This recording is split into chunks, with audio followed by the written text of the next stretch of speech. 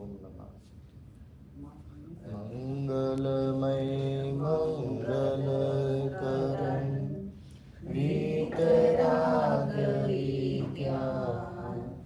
नमो ताहि जाते वै अरहन्ताहि महा कविमंगल कवियो महा ग्रंथ परम पुनिका जाते मिले समाज सब पावे निज पद राज पावे निज पद राज। मोक्ष मार्ग प्रकाशक ग्रंथ में 9वें अधिकार में चर्चा प्रारंभ है, जिसमें हमने सम्यक्त्व के लक्षण निर्देशक की चर्चा पूरी कर ली थी और ये चर्चा पूरी होने के पश्चात भी शिष्य को कुछ प्रश्न बाकी हैं। उन प्रश्नों का समाधान करते हुए आगे बढ़ते हैं। प्रश्न है कि सम्यक्त्व के लक्षण तो अनेक प्रकार कहे, उनमें तुमने तत्वार्थ श्रद्धान लक्षण को मुख्य किया, सो कारण क्या? कि जो आपने सम्यक्त्व के लक्षण कहे हैं वो तो बहुत सारे लक्षण कहे हैं और ऐसे बहुत सारे सम्यक्त्व के लक्षणों में भी तत्वार्थ को ही मुख्य किया, सो क्या कारण है? अन्य भी लक्षण है। पेज ना पीडीएफ में 347। हाँ 347 पीडीएफ का बुक का पेज, हाँ बुक का पेज 329 326 हिंदी में। और ये जो अभी अलग अलग से बदी रौनक भाई ने अभी जो भेजे थे ना, उसके हिसाब से 329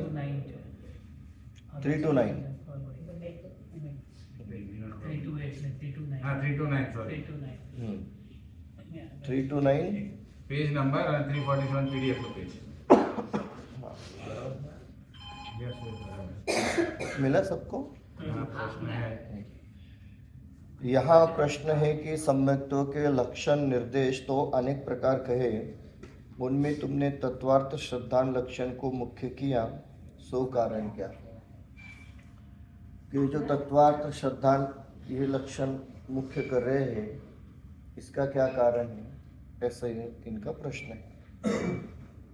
समाधान: तुच्छ बुद्धियों को अन्य लक्षण में प्रयोजन भाषित नहीं होता, वो भ्रम उत्पन्न होता है, और इस तत्वार्थ श्रद्धान लक्षण में प्रगट प्रयोजन भाषित होता है, कुछ भ्रम उत्पन्न नहीं होता, इसलिए लक्षण को मुख्य किया है, वही बतलाते हैं। क्या कहते हैं कि जो ये तुच्छ बुद्धि जीव है, इस तुच्छ बुद्धि से तात्पर्य है कि अल्प बुद्धि धारक जीव। हाँ, तो जो अल्प बुद्धि के धारक जीव रहते हैं, ऐसे अल्प बुद्धि के धारक जीवों को अन्य लक्षण में प्रयोजन भाषित नहीं होता, वो भ्रम उत्पन्न होता है। ये बड़ी ही सुंदर बात है, हालांकि इसका एक्सप्लेनेशन आगे आने वाला है। क्या कहते हैं कि भाई जो तुच्छ बुद्धि के धारक है, मतलब अल्प ज्ञान के धारक है, ऐसे अल्प ज्ञान के धारक जीवों को अन्य लक्षण में प्रयोजन भाषित नहीं होता। क्या अर्थ ले? अन्य लक्षण में प्रयोजन भाषित नहीं होता। कौन है अन्य लक्षण? कि देव गुरु धर्म का श्रद्धान नहीं, देव शास्त्र गुरु का श्रद्धान करने से सम्यक्त्व होता है, या आपा पर के भेद ज्ञान से श्रद्धान होता है, या आत्मा के श्रद्धान से सम्यक्त्व होता है। ये जो लक्षण दिए हैं, कह रहे इन सभी लक्षणों में अन्य अल्प बुद्धियों को भ्रम उत्पन्न होता है, और इस तत्वार्थ श्रद्धान लक्षण में प्रगट प्रयोजन भाषित होता है, कुछ भ्रम उत्पन्न नहीं होता। इसलिए लक्षण को मुख्य किया है, वही बतलाते। अभी क्या कहेंगे, ये जो अन्य लक्षणों में भ्रम उत्पन्न होता है ना, उसे वो एक्सप्लेन कर रहे हैं। अन्य लक्षण में जो भ्रम उत्पन्न होता है उसे वही बतलाते हैं। क्या बतलाते हैं? देव गुरु धर्म के श्रद्धान में तुच्छ बुद्धियों को यह भाषित हो कि अरहंत देवादि को मानना और को नहीं मानना इतना ही सम्यक तो है। वहाँ जीव अजीव का वो बंध मोक्ष के कारण कार्य का स्वरूप भाषित न हो, तब मोक्ष मार्ग प्रयोजन की सिद्धि न हो। वह जीवादि का श्रद्धान हुए बिना इसी श्रद्धान में संतुष्ट होकर अपने को सम्यक्त्व माने, एक को देवादिक से द्वेष तो रखे, अन्य रागादि छोड़ने का उद्यम न करे, ऐसा भ्रम उत्पन्न हो। क्या कहते हैं कि तुच्छ बुद्धियों को अन्य लक्षण में भ्रम उत्पन्न होता है, इसलिए हम लोग तत्वार्थ लक्षण को ही मुख्य कर रहे हैं। तो वो भ्रम कैसे उत्पन्न होता है?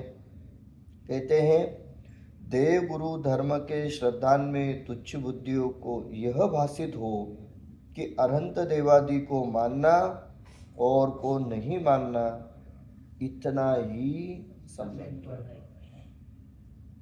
तो क्या करते हैं ऐसे अल्पज्ञानी, अल्प ज्ञान रखने वाले जीव या अज्ञानी देव शास्त्र गुरु की आराधना करते हैं और देव शास्त्र गुरु की आराधना करते करते अपने को सम्यक्त्व मान लेते हैं। उन्हें ऐसा भ्रम हो जाता है कि हमें तो सम्यक्त्व की प्राप्ति हो गई, अब और क्या करना है, हो गया, सम्यक्त्व तो मिल गया। ऐसे जीवों के लिए वो कह रहे हैं कि अल्प ज्ञानियों को ऐसा भ्रम इसमें उत्पन्न होता है कि हम तो सम्यक दृष्टि हो गए। अब होता क्या है, निरंतर देव शास्त्र गुरु की आराधना कर रहे हैं, निरंतर देव शास्त्र गुरु की आराधना करने के कारण से सहजता से ये मान्यता बन जाती है कि अब सम्यक्त्व पा लिया है, अब अन्य सम्यक्त्व की आवश्यकता नहीं है। और वो देव शास्त्र गुरु की जो आराधना करते हैं ना, देव शास्त्र गुरु का जो श्रद्धान करते हैं ना, वो आराधना और वो श्रद्धान भी आगे चल कर के कहे तो वो एक परंपरा बन जाती है। यदि आप 7वें अधिकार का व्यवहाराभासी वाला प्रकरण देखेंगे ना, तो इसमें बात आपको स्पष्ट नजर आएगी। उसमें तो उन्होंने लिया है ये हमारे अरहंत देव है, ऐसा मान करके श्रद्धान करता है। तो क्या गलत है इसमें? कि गलत ये है कि अरहंत देव है, यहाँ तक ठीक है, परंतु अरहंत देव के कारण से सम्यक तो होगा, वे मुझे सम्यक दृष्टि कराएंगे, वो मुझे सम्यक दर्शन देंगे, ऐसी मान्यता वो रखने लगता है, ये उसका भ्रम होता है। वो अन्य स्थान पर नहीं जाता है, वो कुदेवों की पूजा नहीं करता है, परंतु सच्चे देव की भी पूजा परंपरा से करता है। इसलिए यहाँ कहना चाह रहे हैं कि भ्रम उत्पन्न होता है। और करना क्या चाहिए था? तो वहाँ जीव अजीव का वो बंध मोक्ष के कारण कार्य का स्वरूप भाषित न हो। अरहंत देव को देख करके क्या श्रद्धान करना था? कि जीव अजीव का भेद ज्ञान करना था, बंध मोक्ष के कारण कार्य का स्वरूप जानना था, वो तो जाना नहीं। और देव शास्त्र गुरु की आराधना करता है तो कैसे आराधना करता है? वहाँ 7वें अधिकार में लिया ना, देव का देव भक्ति का अन्यता स्वरूप, गुरु भक्ति का अन्यता स्वरूप।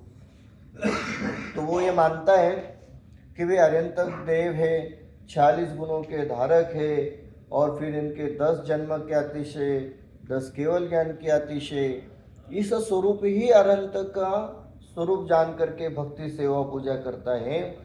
परंतु ये अरहंत हुए कैसे और ये अर्यंत होने में वीतरागता और सर्वज्ञता ही मुख्य है। तो वो जो वीतरागता और सर्वज्ञता है उस और ध्यान न दे करके अनंत के बाह्य स्वरूप की ओर ही ध्यान देता है, और बाह्य स्वरूप की ओर ध्यान दे करके वो सम्यक्त्व से विमुख रहता है। अच्छा, सम्यक्त्व से विमुख रहता है परंतु अपने आप को सम्यक दृष्टि मानता है। सो इसलिए कह रहे हैं जीव अजीव का वो बंध मोक्ष के कारण कार्य का स्वरूप भाषित न हो। जो बंध मोक्ष का कारण कार्य है उसका जो स्वरूप है वो उसे भाषित नहीं होता है। तो बंध मोक्ष के कारण कार्य क्या है? यदि देव शास्त्र गुरु की मात्र आराधना करते रहे तो पुण्य का बंध होता है, और यदि देव शास्त्र गुरु के जैसा बनने का प्रयास करे तो मोक्ष की प्राप्ति होती है, इसका वह विचार नहीं करता है। तो क्या करता है? देव शास्त्र गुरु की आराधना में ही तल्लीन हो जाता है, देव पूजा में ही वो मग्न हो जाता है, धर्म मानता है, उसमें वो स्थिर हो जाता है। इसलिए वो कहते हैं कि बंध मोक्ष के कारण कार्य का स्वरूप भाषित न हो। और कभी कभी देव शास्त्र गुरु की आराधना में इतना तल्लीन होता है कि उसी को धर्म मान करके वो उस पुण्य कार्य को ही धर्म मान करके बैठ जाता है। इसलिए कहते हैं बंध मोक्ष के कारण कार्य का स्वरूप भाषित न हो, तब मोक्ष मार्ग प्रयोजन की सिद्धि न हो। तो वो गया क्यों था वहां पर? गया तो था सम्यक दृष्टि होने के लिए, भगवान बनने के लिए, और थोड़े ज्ञानियों की भाषा में बात करें तो गया था भगवान बनने के लिए और भगवान दास बन करके रह गया। इसलिए वो कहते हैं कि वो तब मोक्ष मार्ग प्रयोजन की सिद्धि न हो। तो मोक्ष मार्ग की जो प्रयोजन है उसकी सिद्धि इस जीव को नहीं होती। वह जीवादि का श्रद्धान हुए बिना इसी श्रद्धान में संतुष्ट होकर अपने को सम्यक्त्वी माने। तो जीवादि का श्रद्धान हुए बिना, जीवाजीव का उसे श्रद्धान ही नहीं है, और ऐसे श्रद्धान हुए बिना इसी श्रद्धान में संतुष्ट होकर अपने को सम्यक्त्वी माने। इसी श्रद्धान में वो कर रहा है ना, देव पूजा गुरुपासना स्वाध्याय कर रहा है, तो इसी श्रद्धान में संतुष्ट होकर अपने को सम्यक्त्वी माने। ऐसा हो सकता है कि सम्यक्त्वी माने? मान तो सकते हैं। हाँ, मान लेते हैं, बिल्कुल अपने आप को भी भ्रम होने लगता है। औरों का क्या हम अपना ही विचार करें? हमें लगता है हाँ धर्म तो कर ही रहे, मतलब ऐसा आप अंदर ही अंदर ऐसे फीलिंग आती है, नहीं हम तो अच्छे हैं, धर्म करते हैं ना, उसमें संतुष्ट हो जाता हाँ संतुष्ट हो जाते हैं, हम तो धर्म करते हैं ना। अब गहराई में विचार करें तो धर्म करते मतलब क्या करते हैं?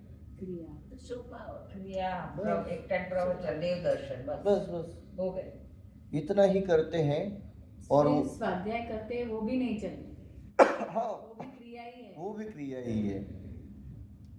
तो जो भी करे वो मात्र क्रिया है, और हम क्रिया को धर्म मान करके उसमें संतुष्ट होते हैं। लिखा है शब्द, इसी श्रद्धान में संतुष्ट होकर अपने को सम्यक्त्वी माने। एक कुदेवादिक से द्वेष तो रखे, अन्य रागादिक छोड़ने का उद्यम न करे, ऐसा भ्रम उत्पन्न हो। ये कुदेवादिक से द्वेष रखे, चलो ठीक है, कुदेवादि के पास नहीं जाएगा, वहां तक ठीक है। अन्य रागादि छोड़ने का उद्यम न करे। यदि वो कहीं घूमने के लिए जा रहा है और वहाँ यदि कुदेवों का कोई मंदिर दिखे तो वहाँ तो वो दर्शन नहीं करेगा, परंतु किसी वस्तु को देखने का राग भी तो नहीं छोड़ेगा। Sight seeing. हाँ थोड़ा कुतूहल अवस्था से भी वो करेगा, भाई क्या है। हाँ बिल्कुल, बहुत सही बात कही आपने। बिल्कुल कुतूहल अपेक्षा से ही सही। नहीं, वो सोचता है कि अपना समझ के नहीं, जस्ट एक दिखने का स्थल समझ हाँ, क्या है अंदर, हाँ। क्या है अपने से, क्या अलग है? बिल्कुल भाई, हम लोग वहाँ गए हैं के। तो नहीं, दर्शन का तो कोई सवाल ही नहीं बनता है, पर चलो देख करके आते क्या है, कैसे डेकोरेशन देखने जाते हैं हाँ बिल्कुल। कि इस बार इधर वो इंडिया का ये किया है, नहीं इधर ये जंगल का किया है, नहीं वो किया है, तो और ये देख के आते हैं, देख के आते हैं। देख के नहीं, वो आते हैं। मॉस्क भी बोलते हैं आउट वर्ल्ड ऑफ फेमस है क्यूरियोसिटी तो- होता है सब। जी। हाँ हाँ, हाँ, उधर वो बुर्खा भी पहन लेते हैं। उनका पे कंपलसरी है ना। फोटो खींचा के डालते हैं सोशल मीडिया में। बराबर। ये राग भाव है, ये वो कितना सुंदर लिखते हैं टोरमल साहब। एक कुदेवादिक से द्वेष तो रखे, अन्य राग आदि छोड़ने का उद्यम न करें। देखिए बहुत सूक्ष्म बात है, ये सब चर्चा हम अपने परिणामों के लिए कर रहे हैं, ये हम किसी और के लिए नहीं कर रहे। हमारे परिणामों में भी बना रहता है कि कोई बात नहीं, चलो मिल कर के आते, देख कर के आते हैं। यदि गहराई में विचार करें ना तो सम्यक तो न होने का ही ये कारण है। हम जो कहते हैं कि अक्ल निकलने वाली स्टोरी में कहते हैं ना, एक धागा डाल दिया और प्रतिमा जी को लांग लिया। कहना बोलना बहुत आसान है, उसमें श्रद्धा की गहराई कितनी इसका विचार तो करें। जब एक धागा रखने से वो प्रतिमा पूजनीय नहीं है, वो वितरागी प्रतिमा नहीं है, इसका अर्थ उसमें राग भाव का अभाव कितना हो रहा है। राग अपेक्षा से विचार करें ना तो बहुत गहरी बात है उसमें। अरे एक समय पहले तो वो वीतराग प्रतिमा थी, एक समय बाद आप कह रहे वो वीतराग प्रतिमा नहीं है। हाँ बिल्कुल, कितनी श्रद्धा की दृढ़ता है। पंडित जी आप बोलते हैं चंदन चलता है जी धागा, तो फिर चंदन चलेगा तो वो भी सेम होगा। बिल्कुल हो गया ना, नहीं चलेगा। बिल्कुल हो गया। हम लोग वही चर्चा करके आ रहे हैं, यही तो मैं कहना चाह रहा हूँ। बिल्कुल यही तो जी बिल्कुल मैं यही आपसे कहना चाह रहा हूँ कि हमारे परिणामों में ऐसा राग भाव चल रहा है, तो वो राग भाव के कारण से यथार्थ सम्यक्त्व की प्राप्ति नहीं हो रही है। कभी कभी क्या है कि किसी जगह पे जाए उधर हमको लगता है कि नहीं दर्शन है, उससे अच्छा चंदन है तो चलता है। बिल्कुल, वही ये जो सब चलता है ना, हाँ। ये हमारा राग भाव का हाँ, परिणाम वही। है। बिल्कुल राग भाव है। यदि सच्चे अर्थों में विचार करें ना वीतराग परिणाम और वीतराग भावों के, तो ये तो बड़े पंडित जी साहब जैसे जीव ही करे, जो एकांत में साधना करे और एकांत में ही रहे, अल्प मात्रा में ही सही, और किसी भी कारण से मैं अकेला जीव, मैं अपने अकेले जीव को छोड़कर किसी से भी जुड़ जाऊं ना, तो वहां सब राग ही राग शुरू होता है। चीज से भी जुड़ जाएंगे, किसी से भी जुड़े, यदि ये भी भाव आ रहा है कि साधर्मी जीवों को धर्म लाभ होवे, तो मेरा राग शुरू हो गया, तो वो सम्यक्त्व से दूर चले। ये तो गुरुदेव जैसे ही जीव थे, उन्हें कोई फर्क नहीं पड़ता था, कोई आवे न आवे, कोई बात करे न करे, वो तो अपनी मस्ती में चलते थे। हम बहुत इस बात का अनुभव करते हैं। देखिए श्रोता और वक्ता में बहुत फर्क होता है। हम जो है वो वक्ता भी है और श्रोता भी है, हम बोलने वाले। हम इस बात का बहुत अनुभव करते हैं और हमारे साधर्मियों में हम चर्चा भी करते हैं। गुरुदेव श्री की वाणी आप देखेंगे ना, उनके कोई भी प्रवचन आप सुनिए, और कोई भी प्रवचन, एक ही धुन चलती है, आत्मा आत्मा आत्मा, एक ही धुन चलती है। वहां कभी आपको ऐसा विकल्प नहीं रहेगा कि मैं हिंदी प्रदेश में आया हूं और हिंदी भाषी लोगों को तो आत्मा तो क्या बराबर से नमोकार मंत्र भी नहीं आता है, वो गए थे तीर्थ यात्रा पर, तो ऐसा उन्हें कभी विकल्प नहीं आता है, अरे इन्हें नमोकार मंत्र भी पता नहीं होगा तो चलो मैं नमोकार मंत्र से आज शुरू करूं। नहीं नहीं नहीं, वो अपने अपने धुन में चल रहे हैं, अपने ही धुन में, कि नहीं आज थोड़े मुंबई से लोग आए हैं, ये तो कभी मंदिर ही नहीं जाते हैं, तो चलो हम लोग आज नहीं मंदिर देव दर्शन समझाए। कभी कोई विकल्प नहीं कि नहीं नहीं आज तो सेठ जी आए हैं तो थोड़ी अलग से चर्चा करते हैं। उनका जो चलता विषय था वही। हाँ, या आज तो पंडित जी आए हैं, दादा जाते थे उनके पास तो बहुत आनंद होता है, ज्ञानचंद जी, दादाजी, हुकुमचंद जी वाले साहब, तो आज पंडित लोग आए हैं तो थोड़ी कोई गहरी तत्व की चर्चा बात करते हैं।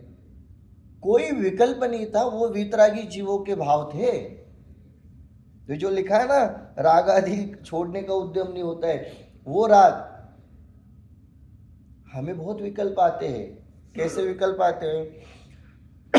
वो अकेले ही वो वीतरागी वक्ता थे, वो अकेले ही वीतरागी वक्ता थे, उनके बाद कोई वीतरागी वक्ता नहीं हुआ। सहजता से विकल्प आता है कि चलो यार हम लोग कहाँ गए हैं, थोड़ी व्यवहार धर्म की बात कर लेंगे, या आज तो नए नए लोग जुड़े हैं तो थोड़ी हम लोग सामान्य चर्चा करते हैं। विकल्प आता है। गुरुदेव को कोई विकल्प नहीं होता था। क्यों? उन्हें अल्प मात्रा में भी किसी से कोई राग नहीं था। आपने कहा ना कि हमें थोड़ा भी परिणामों में राग है तो हम लोग सम्यक्तों के समीप भी नहीं। तो हमारे परिणामों में वो राग पड़ा है ना। कौन सा राग पड़ा है? बाकी तो छोड़िए, देव दर्शन करने का ही तो राग पड़ा है। इसलिए तो भाव आते हैं, दर्शन कर लेते हैं, और तो और क्या, तीर्थ यात्रा कर लेते हैं, ऐसे भाव आते हैं। गुरुदेव के मन में कोई भाव नहीं था। तीर्थ यात्रा भी उन्होंने अपने विचार से नहीं की थी, सब लोगों ने कहा चलो चलो चलो चलते हैं, और वो फिर थोड़ा सा भाव बन गया। और जीवन में श्रावक अवस्था में तीर्थ यात्रा का भाव होना चाहिए, तो एक हो गया।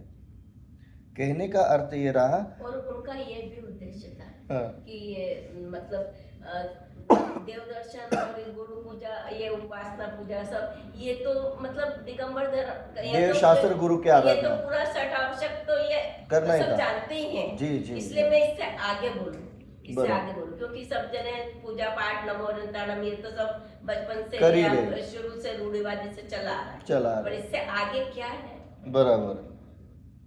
इसलिए कहते हैं अन्य रागादि छोड़ने का उद्यम न करें। अन्य हम किसी भी प्रकार का कोई राग भाव छोड़ने का उद्यम नहीं कर रहे हैं। अब फिर से थोड़ा विचार करते हैं। देव शास्त्र गुरु की आराधना करते समय हम एक पक्ष का तो राग छोड़ रहे और बाकी सारे पक्ष का राग लेकर के बैठे, तो सच्चे अर्थों में देव शास्त्र गुरु का ही श्रद्धा नहीं तो सम्यक तो कहाँ से होगा? अच्छा चलो हम लोग बाकी सब छोड़ देते हैं, मात्र वीतरागी भगवान की बात करते हैं, जहां पूर्ण रूप से वीतरागता की व्यवस्था है, वीतरागता की चर्चा है, या वीतरागता का ही सब कार्य है। ऐसे स्थानों पर जब हम लोग जाते हैं या भगवान के मंदिर में भी गए तो हमारे मन में क्या भाव आते? वीतरागता के आते या राग के आते? गहरे में विचार करें। मैं और थोड़ा उदाहरण के साथ कहूँ ना, पार्ला मंदिर हम लोग गए, अभी वहां तो कोई राग द्वेष नहीं है, वहां तो कोई राग द्वेष का स्थान नहीं, कोई कारण नहीं है। फिर वहां जाकर के क्या भाव आते हैं? सफाई अच्छी है, कितने भाव आते हैं।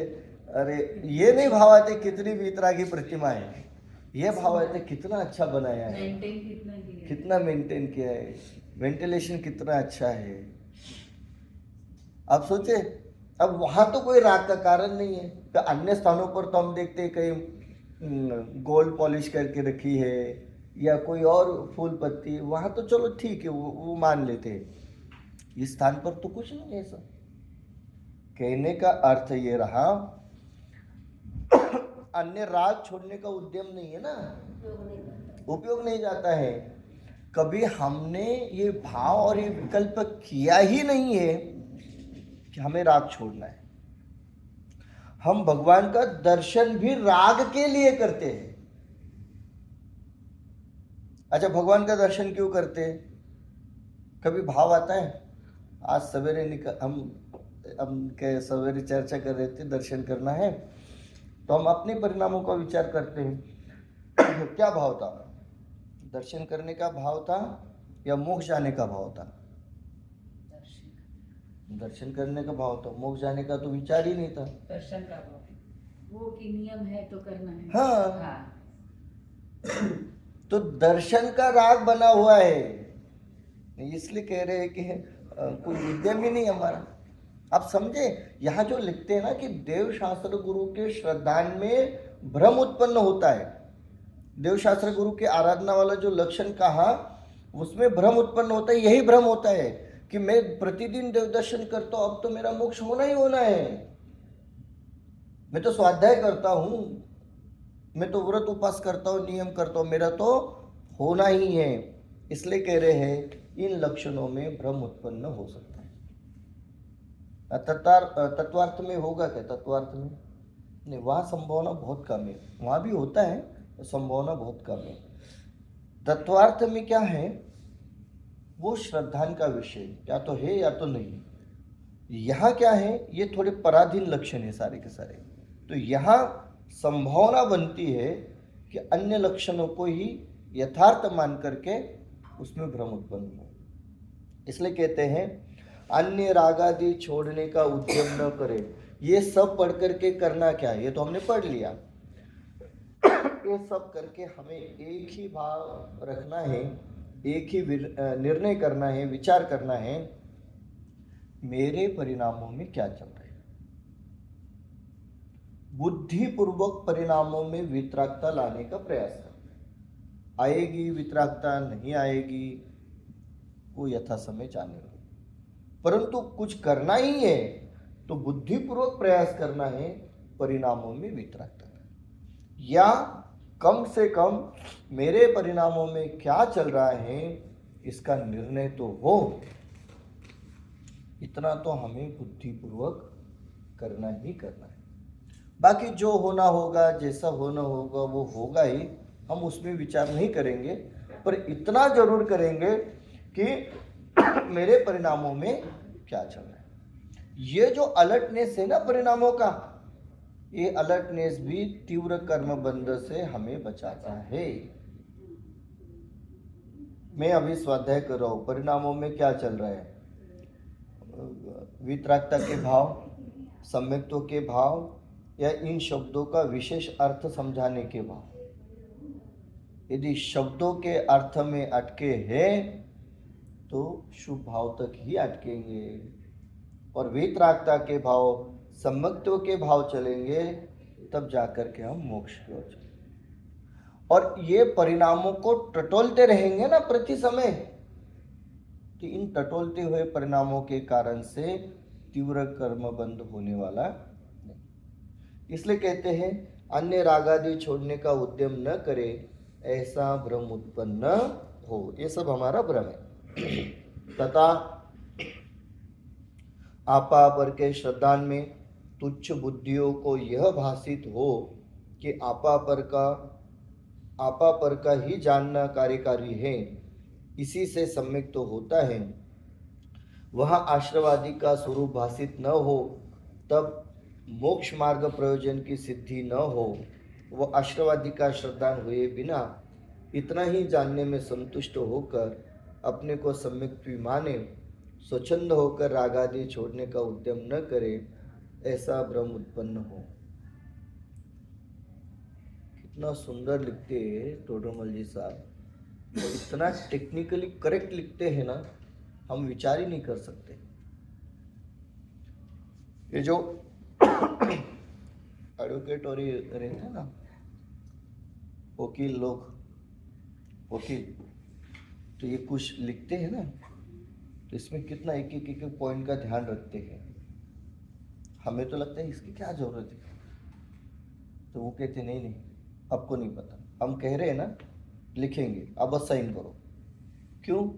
क्योंकि एक छोटी सी भी बात है ना आगे चल कर के बहुत बवाल करेगी, ये आगे अपना काम सिद्ध नहीं होने देगी। तो वहाँ देखना बात तो इतनी छोटी सी रहेगी कि वो सिंपल है। एक व्यक्ति को हम लोग घर किराए पर दे रहे, तो किराए पर दे रहे उससे पैसा लेंगे, किराए पर देंगे, वो उसका एग्रीमेंट पेपर देखो 4-5 पेज का रहेगा, इतना लंबा चौड़ा, और हर छोटी छोटी बात लिखी रहेगी। भाई दीवार डैमेज होगी तो आपको पैसा देना है। अरे ठीक है, वो ले लेंगे उससे। अरे नहीं नहीं नहीं, ऐसा नहीं चलेगा, आपको पूरा लिखना है। क्यों? क्योंकि हर पॉइंट में कहीं ना कहीं कुछ ना कुछ है। ऐसे ही यहाँ पर ये लिखा है, ये हमारा वकालत पत्र है पूरा का पूरा। कहाँ श्रद्धान में गड़बड़ी हो रही है?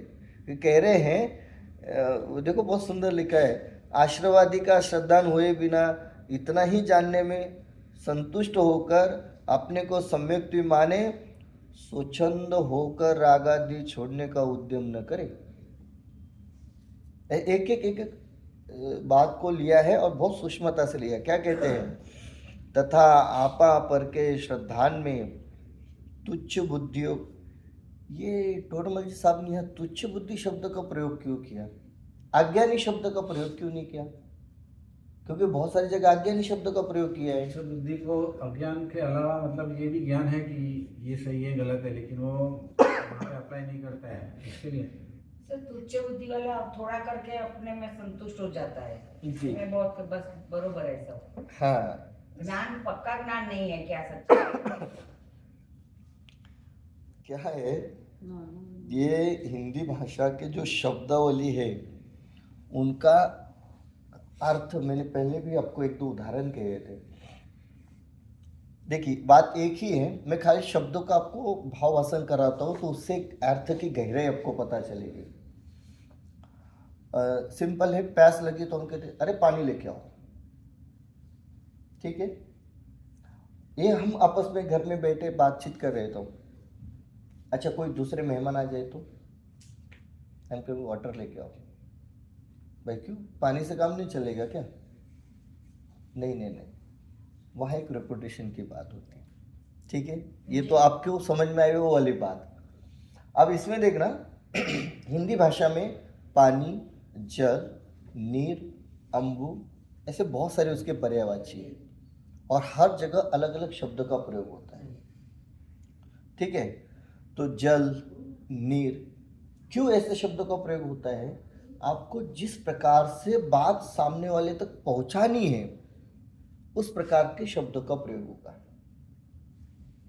ऐसे यहाँ अज्ञानी, तुच्छ बुद्धि, अल्प बुद्धि, अल्प ज्ञान वाला, अल्प ज्ञान धारक ऐसे भी शब्द प्रयोग है। ये तुच्छ बुद्धि वाले शब्द का प्रयोग जो कर रहे हैं ना, वो इस अर्थ में है कि उसके पास ज्ञान कुछ है नहीं और अपने आप को बहुत बड़ा ज्ञानी मानता है। ये आधा अधूरा पढ़ा लिखा होता है ना, वो तुच्छ बुद्धि वाला होता है। वो अज्ञानी ठीक, क्यों? उसके पास ज्ञान ही नहीं है भाई। चलो ठीक है, अज्ञानी है, खाली है तो भर लेगा अपने पास ज्ञान। ये तुच्छ बुद्धि वाला ऐसा नहीं करता है, ये आधा अधूरा है ना, आधा पढ़ा लिखा, तो वो अपने को अधिक ज्ञानी मानता है। इसलिए यहाँ पर तुच्छ बुद्धि शब्द का प्रयोग करते हैं कि एग्जैक्टली उसे वो पता होना चाहिए। हम जो कहते हैं ना भाई आप तो बहुत होशियार है, आपसे क्या बात करें, इसका मतलब क्या है? हाँ, वो कुछ पढ़ा लिखा नहीं, जानता नहीं है और अपने को बहुत होशियार समझता है, तो हम कह देते भाई आप तो बहुत होशियार है, हम आपसे क्या बात करें। इस अर्थ में तुच्छ बुद्धि शब्द का प्रयोग करें। अब ये तुच्छ बुद्धि करता क्या है? कह रहे हैं तुच्छ बुद्धि को यह भाषित हो कि आपा पर का ही जानना कार्यकारी है। आपा पर का जानना ही कार्यकारी है, इसी से सम्यक तो होता है। तो शास्त्र में लिखा है ना कि आपा पर का भेद ज्ञान करने से सम्यक तो होता है। तो मैंने तो कर लिया ना आपा पर का भेद ज्ञान। कैसे कर लिया? आप मुझसे पूछे आप कौन हो, पूछ करके देखिए। अरे मैं तो आत्मा हूँ, क्या बात करते हैं, मैं तो जीव हूँ। अच्छा फिर आप जीव हो तो जीव को तो भूख लगती नहीं है, हाँ बिल्कुल सही बात है, जीव को कहाँ भूख लगती है? तो आप भोजन नहीं करेंगे? नहीं, तो चलो ठीक है, आज आपकी छुट्टी। अरे मैं नहीं करूँगा, शरीर थोड़ी रुकेगा, तो आपको तो शरीर को भोजन कराना है। ये सब बातें बनाता रहता है वो। 1.5 शाना। हाँ, अच्छा बातें बनाता है तो कैसे बातें बनाता है? वो ऐसे ऊपरी ऊपरी नहीं, अंदर से बातें बनाता है। मान लिया है उसने ऐसा कि मैंने तो आपा पर का भेद ज्ञान कर लिया, अब और क्या करना है, अब तो बस हो गया। एक हमारे मित्र है वो है ना बीकॉम वाले काम पे नहीं रहते, 10वीं 11वीं 12वीं कोई काम रहे, मतलब उनसे काम फटाफट होता है। वो बहुत पढ़े लिखे है ना, अपना दिमाग लगाते हैं। मतलब ऐसे भी मेरे वाला रखता हूँ, फटाफट बोला वो काम बराबर है। तो ये आपा पर का भेद ज्ञानी जीव जो बुद्धिमान है वो मान लेता है कि भाई मैंने तो जान लिया है। इसका साइड इफेक्ट क्या हो रहा है देखिए, वहाँ आश्रवादी का स्वरूप भाषित न हो, वहाँ आश्रवादी का स्वरूप ही उसे भाषित न हो, तब मोक्ष मार्ग प्रयोजन की सिद्धि न हो। वो आश्रवादी का श्रद्धान हुए बिना, यहाँ तक आश्रवादी का श्रद्धान हुए बिना इतना ही जानने में संतुष्ट होकर अपने को सम्यक्त्वी माने। आश्रवादी का तो श्रद्धान हुआ नहीं और इतना ही जाना, कितना जाना, मैं आत्मा हूँ और बाकी सब पर है, मैं आप हूँ ये पर है, इतना ही जाना और इतने ही जानने में संतुष्ट होकर सम्यक्त्वी माने। चलो ठीक है, माने यहाँ तक ठीक है। स्वच्छंद होकर राग आदि छोड़ने का उद्यम न करे। स्वच्छंदी होकर के वो राग आदि छोड़ने का उद्यम ही नहीं करता है। उसे कहे ना कि भाई आप ये सब कार्य कर रहे हैं तो ये रात्रि भोजन आदि क्यों करे? भाई कहाँ पंडित जी उलझे हो रात्रि भोजन में, आत्मा खाता थोड़ी ना है। हाँ ऐसे मिलते हम लोगों को। हाँ बिल्कुल। कहाँ खान पान में उलझना है, उसमें थोड़ी धर्म होता है भाई, उसमें धर्म नहीं होता है, पर धर्म की शुरुआत वहीं से होती है। क्यों आप कैसे कहेंगे? बस सच सच विचार करते हैं, खान पान में धर्म नहीं होता है और खान पान के बिना धर्म भी नहीं होता है। कैसे? अरे खान पान ये एक बस एक्टिविटी है आपके राग भाव को कंट्रोल करने की और पेट का गड्ढा भरने की। हाँ, यदि हमारे राग भाव पर हमें कंट्रोल है, हम संयम में हैं, हम अपने आप को संयमित रख सकते हैं, तो अपने आप ही खान पान का भाव ही नहीं आएगा। और तो और सरल कहे ना, ये कंट्रोल और संयम वाली भी बात नहीं है, ये तो डिटैचमेंट वाली बात है। ये तो कंट्रोल और संयम पूर्व भूमिका की बात है। बहुत सीधी सी बात है। हमें नॉनवेज खाने का भाव आता है? नहीं आता है, तो उसमें कंट्रोल है, संयम है या भाव ही नहीं है? भाव ही न होना उसका नाम धर्म है। वो जो हम कहते हैं ना ये त्यागो ये त्यागो, ये त्यागो त्यागो वाली भाषा बोलने की है, भाव न आना उसका नाम त्याग है। अपने आप छूट जाए। हाँ बहुत सरल सी बात है। बहुत सारे जीवों के प्रति हमने देखा है कि पहले में कंदमूल का सेवन करते थे, बस भाव खत्म हो गए, धर्म को सुना, थोड़ा समझा, भाव खत्म हो गया, अब कोई विकल्प ही नहीं आता है। सो इसलिए कहते हैं कि स्वच्छंद होकर राग आदि छोड़ने का उद्यम न करें। अब ये स्वच्छंदी होकर के क्या क्या करता है ये जीव? ये जीव स्वच्छंदी होकर के पंचेंद्रिय के सारे विषय भोग करता है और फिर कहता है मैं तो आत्मा हूँ, इसका करता मैं करता ही नहीं। और तो और कहेगा ये तो क्रमबद्ध में है, क्यों पढ़ा लिखा है ना, क्रमबद्ध में है, मैं इसका करता। हाँ पुद्गल का कार्य कर रहा है, जीव का कार्य कर रहा है, मैं तो बस जानता देखता हूँ। टोडरमल जी साहब कहते हैं बस बातें बनाता है। इसलिए मतलब आप समझे ये आश्रव का श्रद्धान कितना जरूरी है। यदि मैं आपसे बातचीत कर रहा हूं तो इसमें किस प्रकार के कर्म का बंध हो रहा है ये जानना कितना जरूरी है। अरे मैं आपसे बातचीत कर रहा हूँ, यदि शुद्ध भावपूर्वक होवे तो पुण्य का बंध होगा। शुद्ध भाव कह रहा हूँ, शुभ शुभ में भी अच्छे वाले, और यदि उसमें भी ये भाव हो कि नहीं नहीं आज तो बढ़िया बोल करके लोगों को मोहित करना है, तो अशुभ बंद होगा, पाप का बंद होगा। और आपको लगेगा पंडित जी ने अच्छा प्रवचन दिया, क्या पता आपको पंडित जी को कितना पाप का बंद हुआ। ये अंतरंग परिणामों पर है, अभिप्राय पर डिपेंड है, अभिप्राय में क्या चल रहा है। सो इसलिए अभिप्राय में शुद्धता हो तो ही कार्य बने, नहीं तो नहीं। इसलिए हमें जो कह रहे हैं ना कि आश्रव का श्रद्धान, आश्रव का श्रद्धान इसलिए जरूरी है कि मेरे अभिप्राय में क्या चल रहा है। ये जो आप श्रीपाल भाई कर्णान योग में कर्म की इतनी सारी प्रकृतियां पढ़ने का क्या कारण है? 10 प्रकार के कर्म व्यवस्था की प्रकृतियां हम लोग पढ़ते हैं, फिर उसके उत्तर भेद 148 प्रकृतियां पढ़ते, फिर ये पढ़ते, कितना कितना विस्तार करते हैं।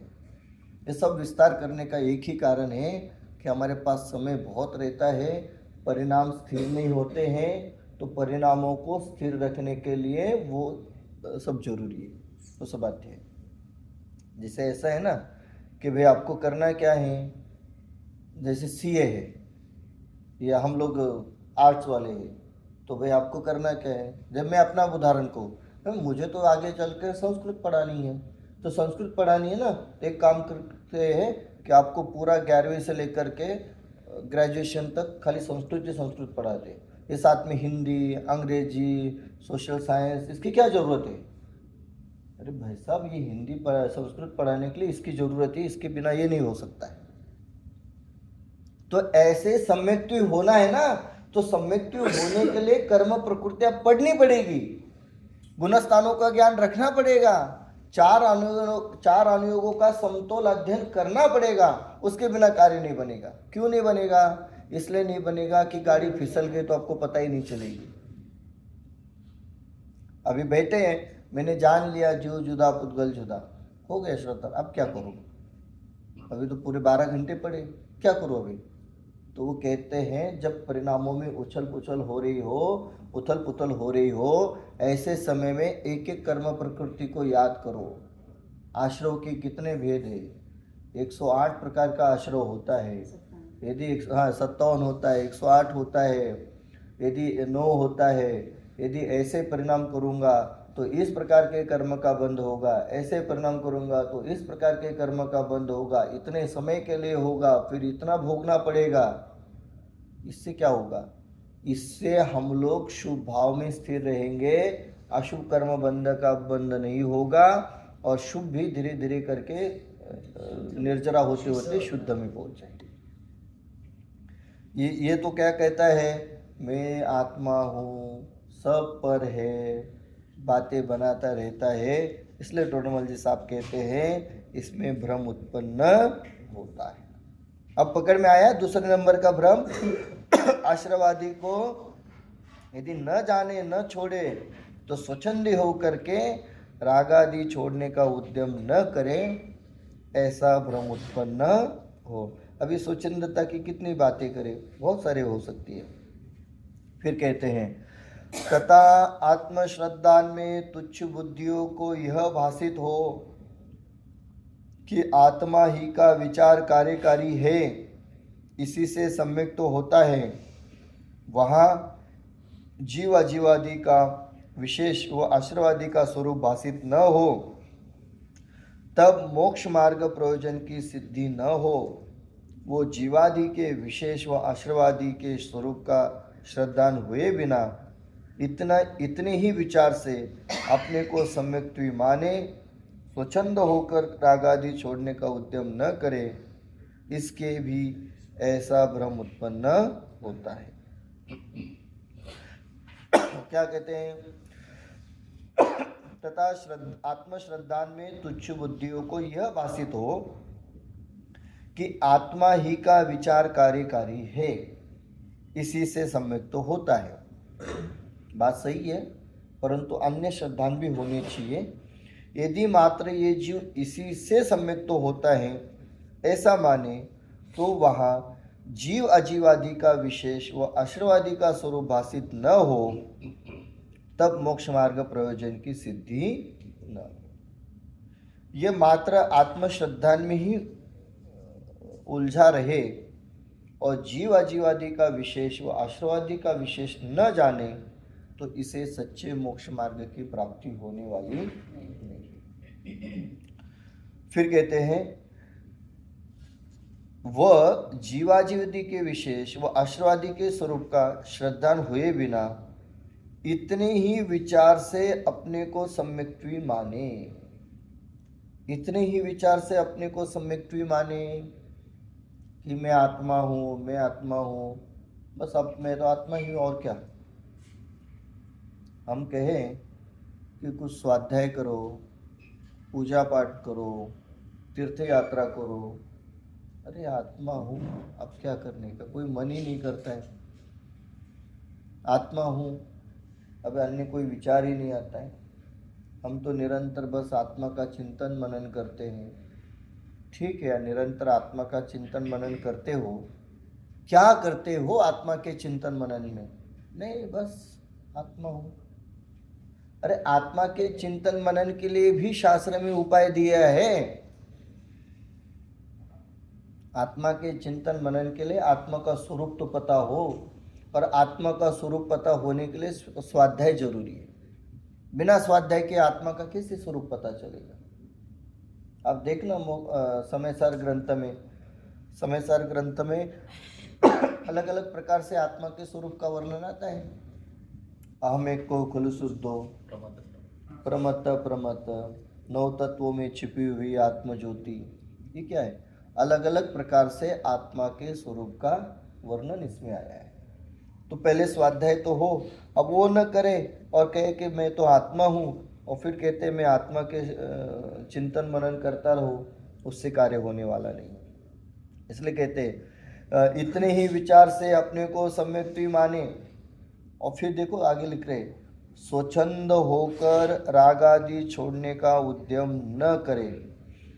अब थोड़ा ध्यान से पढ़िए, इस पैराग्राफ में आया स्वच्छंद होकर राग आदि छोड़ने का उद्यम न करे।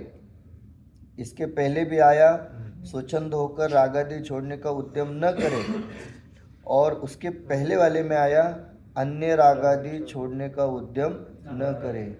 तीनों में एक कॉमन है, राग आदि न छोड़े। दो जगह स्वच्छंदी हो रहा है, एक जगह अन्य प्रकार से हो रहा है। अन्य प्रकार हो रहा है तो वहाँ तो फटाफट क्रियात्मक समझ में आएगा। ये स्वच्छंदी वाली जो बात है ना, दो जगह ली है कि दोनों जगह स्वच्छंदता ही हो रही है। और टोडरमल जी साहब ये स्वच्छंदता में जीव को यहाँ पर शतावश्यक क्रियाओं के साथ बांधना चाहते हैं। ये दोनों पैराग्राफ में जो है ना, आपा पर का भेद विज्ञान और आत्मा का ही श्रद्धान, इसमें स्वच्छंदी शब्द का प्रयोग करके टोडरमल जी साहब हमें ये कहना चाह रहे हैं कि वो जीव शतावश्यक क्रियाओं का पालन न करते हुए स्वच्छंदी हो रहे हैं। यदि वो शतावश्यक क्रियाओं का पालन करे तो वो कभी स्वच्छंदी होने वाला नहीं है। और पुरुषार्थ के अर्थ इधर राग आदि छोड़ने को बता रहे हैं। जी, बल लगा कर। बिल्कुल बिल्कुल बिल्कुल। और थोड़ा विचार करते हैं, परंपरा से जो धर्म करे और स्वाध्याय आदि करे, तो वो जीव कम से कम एक्टिविटी बेस पर क्रियात्मक रूप से तो स्वच्छंदी नहीं होगा। जैसे उदाहरण में कहें, जिस परिवार में बचपन से ही देव दर्शन की विधि है, देवशास्त्र गुरु की आराधना है, शतावश्यक क्रियाओं का पालन है, वहाँ क्रियात्मक स्वच्छंदता तो नहीं होगी। भावात्मक और रागात्मक की बाद में बात करते हैं। जैसे घर में ही बचपन से संस्कार मिले हैं कि भाई भगवान का दर्शन किए बिना आपको चाय नाश्ता नहीं मिलेगा, तो वो तो दर्शन करने जाएगा ही जाएगा। बाकी साधु मुनिराजों का विहार होता रहता है, तो उनके आहारचर्या देखने में आती है, दर्शन हो जाते हैं और शास्त्र परंपरा से स्वाध्याय होता ही है, तो वहाँ इस प्रकार की स्वच्छंदता तो नहीं होगी क्रियात्मक वाली, ठीक है, परंतु रागात्मक वाली स्वच्छंदता जरूर हो सकती है। और जहाँ पर ये परंपरा से स्वाध्याय और ये क्रिया भी नहीं है ना, तो वहाँ तो क्रिया वाली भी स्वच्छंदता है और भाव वाली तो है ही। क्रिया वाली स्वच्छंदता है मतलब कैसे है, उसका मोटा मोटा उदाहरण मैं आपको कहता हूँ, बाकी सूक्ष्म परिणामों से अपने अपने उदाहरण देख लेना। मोटा मोटा कैसा है, वहाँ आप देखना, ये जो दादा भगवान वाला एक उदाहरण मैंने कहा ना, ये परंपरा से स्वाध्याय किए बिना, षट आवश्यक क्रियाओं का पालन किए बिना जो आत्मा आत्मा की बात करते हैं, उसका मोटा मोटा उदाहरण दादा भगवान वाला। वहाँ कोई आता पता ही नहीं, व्यवहार धर्म का कुछ भी ठिकाना नहीं है। पता है कि नहीं आप लोगों को दादा भगवान नहीं? कुछ लोगों को पता है, कुछ। हाँ, वहाँ कैसा होता है, वहाँ तो हाँ सबके सब आत्मा ही है, तो आत्मा है तो सब हम एक जैसे ही है, बाह्य रूप से क्या लेना देना। तो बाह्य रूप से कोई कैसा भी हो, स्त्री पुरुष जैन अजैन सब एक समान, तो वहाँ सब गड़बड़ी क्यों? सर आज के युग में राकेश भाई का भी यही होता है, लगभग ऐसे ही चल रहा है। सो इसके लिए मोटा मोटा उदाहरण, छोटा उदाहरण में विचार करें तो जैन दर्शन का ऐसा नियम और आज्ञा है, यदि कोई साधु, कोई मुनिराज हमें दिखाई देवे और वे 28 मूल गुणों की मुद्रा में हो, तो हमें उन्हें विनय करना है, दर्शन करना है, नमस्तु करना है, ठीक है। हाँ, यदि हमारे जानकारी में है और उनके मूल गुणों का पालन नहीं हो रहा है, तो यथा योग्य आदर विनय करनी है। यथा योग्य आदर विनय मतलब वो उस समय के तत्काल की परिस्थिति को देख करके सत सत विवेक बुद्धि के अनुसार हमें कार्य करना है, ठीक है। यदि हम ऐसा करें, और गुरुदेव ने अपने जीवन में ये सब किया है, अब देख रहा हूँ उनके बहुत सारे मुनियों के साथ के प्रवचन है, साथ में बिठाते थे, और बिठाते समय हर टाइम गुरुदेव वो मुनियों को उच्चासन पर बिठाते थे और स्वयं नीचे बैठे थे, भले प्रवचन कर रहे हैं।